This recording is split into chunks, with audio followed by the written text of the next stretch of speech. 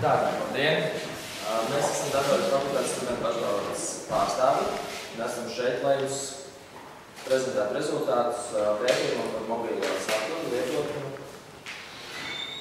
Mobilā satura lietojumu studentu ikdienā.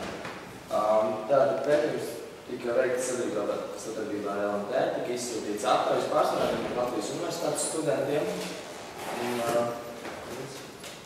Tad tika apkopots kopā 1078 aptaujas, no kurām lielāko daļu bija Datoru fakultātes studentu pārstāvju aizpildītas. Tātad uz jautājumu es lietotājs gan 3/4 atbildēja jā, kas ir ļoti liels skaits. Un populārākie vietālu ražotāji bija Samsung, Nokia un HTC. Jā, kas arī nāk uz nākamā jautājumu, kas ir ļoti loģiski. Populārākā operētāja sistēma šajos telefonos ir Android. Un gandrīz visi papildina savas vietālu iespējas ar kādām mobilajām lietotnēm, un no kurām lielākā daļa ir bezmaksas. Ir daļa cilvēku, daļa studenti, kas izmanto gan maksas, gan bezmaksas, un ir pavisam neliela daļa, kas atbildēja, ka cenā nav nozīmes un izmanto visu, ko vēlas, neskatoties uz to, cik tas maksā. Tātad populārāko veidi, kā redzams, ir sociālajie tīkli, pēc tam sako spēles, mūzika un dienesti, kas arī ir redzams šeit, kad iecītētākās lietotnes ir Twitter, Facebook, draugiem un kas aizvada arī pusi no visām lietotnēm, ko cilvēki lieto. Un tātad, ja tiktu veidot jaunu lietotni, tad tieši tā kā Latvijas universitātes studentiem, tad pētījumā ir redzams tas, ka tiek pārklāts visi sektori, gan kultūra, vēlētos aplikācijā redzēt kultūras notikumus, sporta notikumus, dažādas Luis lietotne arī, kas šobrīd ir.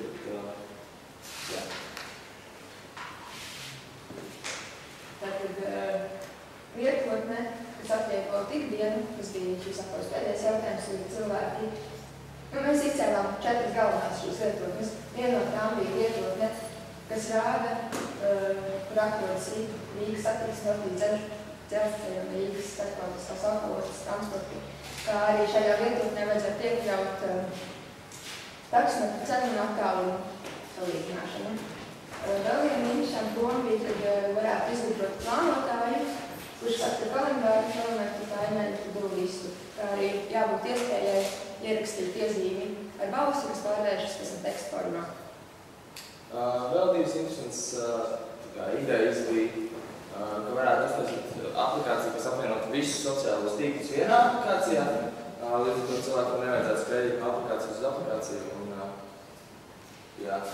Un tad būtu vēl mācību lietotne, kas darbotos, kas atsveicinātu jūsu sekmes un parādītu studentu sekmes no e-studijām, kas darbotos bez tieši saistē.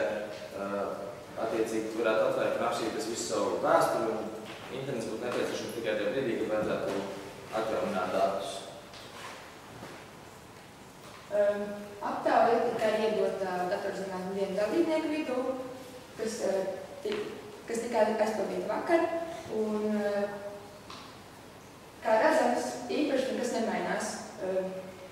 Pārsvarā lielākā daļa lieto vietālu un populārākais tā vietālu ražotājs ir Samsungs, Nokia, HTC, kā arī jau populārāka operētā sistēma ir Android. Un gandrīz visi cilvēki papildina savu vietālu ar jaunām lietotnēm. Šeit ir redzams tas, ka pārsvarā bezmaksas aplikācijas tiek izmantot sociālai tīkli, ziņu dienesti, spēles, un iemīļotākās lietotnes ir atbildēts, ka ir Facebook, Twitter, Gmails un draugiem. Paldies par jūsu uzmanību, par prezentāciju. Mēs vēlētos dzirdēt jūsu viedokli par Kas ir tie sīkumi, kas mūsdienās padara aplikāciju un lietotni draudzību lietotājiem, kas audzē to lietotāju skaitu? Jā. Vienkārši mums pieeja notika. Vienkārši.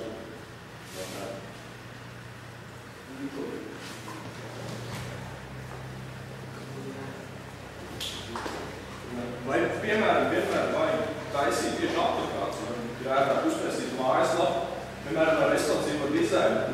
Tas viss ir pieejams no telefona. Un tādējādi mazina var nepieciešami pēc dažādām aplikācijām. Tas nebūtu ērtāk un izdevīgāk. Aplikācijas ir vienkāršāk lietot, lai ātrāk lietot, tad jāiet internetu pārlūkā, jāiet attiecīgā adrese, un pēc tam jāgaida, kamēr viņi attaisīs lietot, tad vienkārši nolaši uz tās poziņas nospējas, ka visi viņi vakarās. Bookmarks. Jā. Varētu izskatās neizskatās.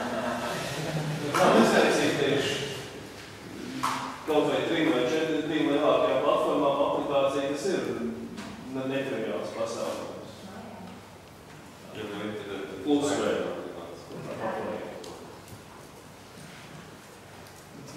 Es varu atkal ieteikt, teiksim, man patīk tās aplikācijas, kurās varētu uzrakstīt kaut kādu, teiksim, kodu, kurš varētu izpildīties. Teiksim, kaut ko uzprogrammēt kaut ko. Kādu uzdevumu risināt sākumā, kad visu fotu ciklu uzdevums. Tur jau īstenībā grūti uzrakstīts tā mazās klaviatūras. Man šķiet aplastam guidelines tādas aplikācijas aizliedz kā sugu.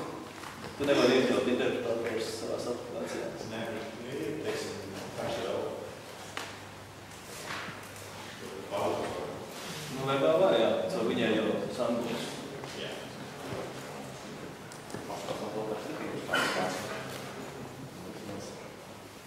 Varbūt kopš vakardienas aizpildīt anketas, varbūt jums par šīm dienām ir kāda jauna ideja, kāda būtu jums nepieciešama aplikācija, kuras jūs nevarētu iztikt. Jā. Patiesībā, jā, vakar pildot anketas, tā arī sēdēju, un tad no kā es jūtos kā studenta pieredzi, tad man no pēdējiem gadiem vairāk pietrūkst tas, ka es sēdēju uz kontrolu darbu, viņā kvalitatīvi izgāžos iepriekšēju nakti, es kaut kur pavadījis kādām citās iestādēs. Un tad, kad man nāk šis kontrols, kad atkal viņš būtu tā kā jāraksta, es viņu palaidu garāk tos termiņus, kad būtu forši varētu būt kaut kāda atjauninājuma, tev atnāk push message, nezinu, notifications, ka tev ir kaut kāda kontrole. Tas pats attiecās arī uz e-studijas sekmēm, ka tev parādās, ka tev ir ielikt kaut kāds vērtējums. Tieši tas pats arī attiecās, piemēram, uz sesiju. Ja sesijā ir eksāmens pirmdien, trešdien, piekdien, vienreiz 9 no rīta, vienreiz 3 dienā, vienreiz 5 vakarā, un tu tā kā paskaties, ka 12. datumā, 13. pa dienu, tas saraksts ir tik peldošs un tik neprecīzs, un ja tu vēl mēģini tam visam strādāt, ka tu īsti tā nesaproti, kurā brīdī, kur tev ir jābūt, un tad, ja būtu kaut kas, kas tev to visu piegādās daudz ērtāk, tas, man liekas, varētu būt samērā labs risinājums. Kā sākumam kaut vai ir šī Luis aplikācija, kas piedāvā sekmes pa semestriem. Semestru sekmes tas nav tik aktuāli, ka mums nepieciešams, mums pa semestru noteikti vairāk interesē tas, ko mēs darām semestru laikā, tad ir kaut kāda kontrole, pārbaudījuma, eksāmeni, kaut kādas pasniedzēju paziņojumi, atceltas lekcijas, pārceltas lekcijas, vēl īpaši informācija interesē, piemēram, par kaut kādiem konsultāciju laikiem, kad ne jau universitātes skraidi konsultācijām katru reizi, tu aizies uz universitātes skraidi riņķī un bāc, kurā kabinetā ir 13. auditorija, nē, 14. auditorija, atkal nē, jāiet pie dekāna paprasīt, kur mums tagad ir jāiet, ar kaut kādu muļķīgi. Jā, tas ir tā pēc pēdējiem gadiem, kas man ir radies, kas man pietrūkst pilnē laimē. Varētu lūdzu vēlreiz slaidu mobilam platformām. Es vienkārši, es nepareizi pamanīju, vai... Jā, tur. Jā, un ir jautājums, kāpēc jūs domājat, ka divas populāras platformas Android un iOS pasaulē, kāpēc jūs domājat, ka tieši jūsu apjautāta auditorija Windows Phone tieši lietu vairāk nekā iPhone? Kāpēc jūs domājat, ar ko saistīs tas atšķirībā ar pasaules rādiem? Laiks, kas man patīk nav vienkārši. statistiku, gan ar visu pārējo, pretrunā ar visu, gan pārdoto klausulīšu statistiku. Kā mēs redzam, ka lielākā daļa, kas aizpildījuši anketu, bija datorības fakultātes studenti, tāpēc tas ir mans personīgais viedoklis, tad ir radies priekšstats, ka Apple produkcija nav tik populāra. Iespējams, ka Apple produkcija nav tik populāra studentu vidū, jo tomēr tā ir nedaudz dārgāka par pārējo. Apples vēl tā, bet Windows varētu būt 2 reizes mazāks, salīdzinot ar Android, un tad būtu atbilst Latvijas proporcijai laikam. Ka Apples ir saprotami, ka Windows ir pārsteidzoši daudz. Tu vairāk Android populārs teiks. Ir vispārējā tēmē? Es gribu pakomentēt tās mācību aplikācijas. Pirmkārt, e-studijām jau gadu 11 mēnešus ir aplikācija, bet vienīgi lejupielādēt, es iPhone. Es viņam tā nelieto. Otrs jautājums ir, varbūt tie, kas lieto Luis aplikācijā, pastāstīt, ar ko atšķirās no Luis web interfēs mobilajā telefonā. Kā arī trešais jautājums. Es skatos, kad klātienes datos tās vietas ir kaut kādi iPhone lietotāji. Ja kādam ir 8 notiek klātešanas kapels, lūdzu iedod. Pilnīgi nopietni. Bet par to Luis aplikāciju, ko atšķirās no lietotājiem? Viņš diezgan forši ir kaut kā tā lieta, tā mājaslapa. Kāds lietojas var?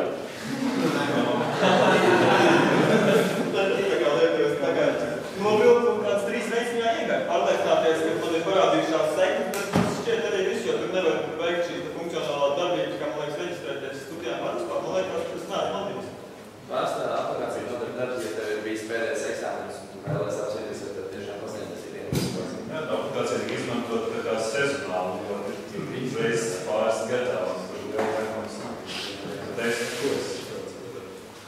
Man ir provokatīvais jautājums, nē. Jums tur ir anketā tāds provokatīvs jautājums par to, ko studenti vēlas, iefrēmējot to tā, ka viņi noteikti vēlas to kā lietotni. Un tur ir kļūda pašos pamatos. Cilvēks vēlas funkcionalitāti. Un tas, vai tā funkcionalitāte ir kā lietotne, ja tā ir plus viena lietotne, tas ir slikti. Tas ir mīnus tam, ka cilvēkam ir vēl viena lieta, kas viņam jāinstalē, jāatcerās līdz datoram, jāatcerās aptvērt. Pieņemsim atgādinājumu, ja cilvēks atgādinājumus parasti saņem savā e-pastā, tad viņam jābūt iespējas e-pastu, viņš parasti skatās savā kalendārā, ir publiskie kalendāri notifikācijas e-pasta. Kāpēc lekcijas saraksts jāskatās vai eksāmena saraksts kaut kādā atsevišķā lietotnē? Ideālā variantā viņš integrētos cilvēka, Google kalendāru vai Apple kalendāru vai nav, kā viņš lieto kalendāru aplikāciju mobilajā telefonām jārādās turpat, un priekš tam ir savietojumības standarti, lai dati no LU e-studijām parādītos visur, bet nevis kā atsevišķi lietotni, kā savs kaut kāds izolēts stūrītis. Bet par laiku daļa no tā jau ir, vai no e-studijām var dabūt, piemēram, kā kalendāru ārā un ieņemt, kas Google kalendāra ienes tiešām būtu dabūs tievaišies. Vēl sās dabūs arī lekcijas sērs, kas nāk no Luisa laikam, viņam forši ir jaunietē, tur ir jaunies interfejs, un tur arī tur vienā vietā var paņemt to ikālu kalendāru dabūt ārā. Tāpēc kaut kādā kalendāriem spēj nesūtos. Noslēdot darbu šogad bija kāds haoss, ja kaut kur būtu atradis kalendāriņu, kur kas notiek, es būtu bijis vajag piecīt. To es, piemēram, noslēgumu, kur studijas semestru beigās par gadu pats ņēmu manuāli vadījus iekšā savā kalendārā, mēs sēdēt pašas kaut savus eksāmenes vadīju. Bet tur man jau tomēr arī saistība ar to, ka tas process notiek pēdējā brīdī, kā sesijas kalendārs, visu mainījās, visas sesijas nerunā. Bet tieši labi, ka cilvēks vēl par trūvā. Jā, viņš ir PDF, tur dēļ, Un tas PDF, ko viņi atver, un viņš ir iekašojies, tev atverās vecā versija. Ka ir jau nopublicēta jaunā, tad atverās vecā.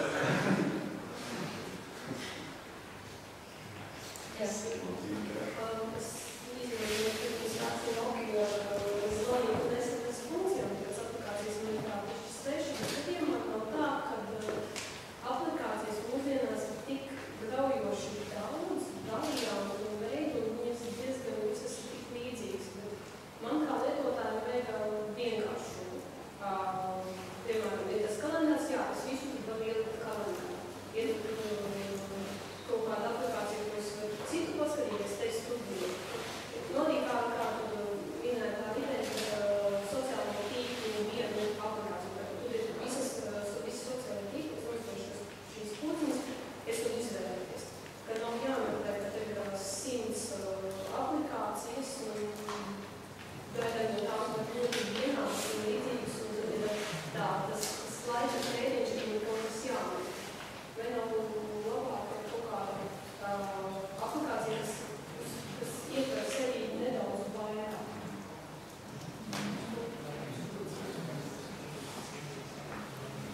Tad jūs ideja par kombinētu aplikāciju arī neies, jo aplikācija, kurā ir Facebook un Twitter kopā, ir viena no klasiskajām lietām, ko Twitteris ir vienojies, ka viņš neatļaus nevienam taisīt certifikātu aplikācijas, kuras šādā veidā ir. Viņi vēlas kontrolēt tos savus pieredzi. Draugiem jau es domāju tieši tāpat. Draugiem jau pamanīs, ka kāds veido šādu aplikāciju, tad nogriezt pieeju triviāli un tas atbildīs viņu komerci interesē. Es par aplikācijām vispār gribētu izteikties. Man šķiet, ka vienīgās aplikācijas, kas varētu vajadzīgas uz telefonu, ir aplikācijas, kas izmanto kaut ko vairāk nekā tikai ekrānu. Viss pārējais ir mājaslaps, viss worko, tagad tur HTML5,